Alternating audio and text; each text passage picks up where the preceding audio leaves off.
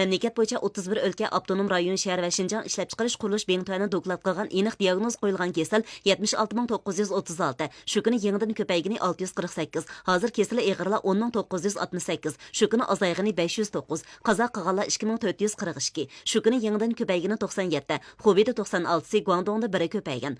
Saqiyib doktorxonadan chiqqanlar 22888. Shu kuni yangidan ko'paygani 2230. Hozir babugan gumani kasal 4148. Shu kuni yangidan ko'paygani 882. Memleket bo'yicha Xubeydan boshqa joylarda yangidan ko'paygan aniq diagnoz qo'yilgan kasal 18. Yangidan ko'paygan gumani kasal 251. Yangidan ko'paygan qazo qilgan kasal 1. Ig'ir kasaldan 45 azaygan. Xubeydan boshqa o'lkalarda yangidan ko'paygan aniq diagnoz qo'yilgan kasallarning soni 5 dan oz yoki yo'q bo'lgan. Her kuni yangidan ko'paygan aniq diagnoz qo'yilganlarning soni 2-oyning 3-kunidagi eng yuqori chekka yetgan 890 odamdan 2-oyning 22 kuni 18 odamga tövelligen hamda dolqinsimon tövellash yuzini shakllangan. Səhiyyə Sağlamlıq Komitetining tunishtirishicha, mamlakat bo'yicha 16 o'lka va Şinjan ishlab chiqarish qurilish bentüənində aniq diagnoz qo'yilgan kasal soni uda 2 kun yangidan ko'paymagan.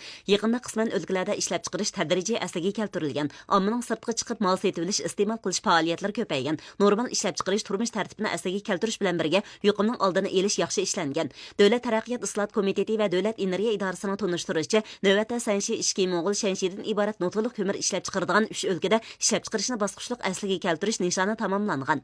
Navbatda mamlakat bo'yicha bir tutash o'rlash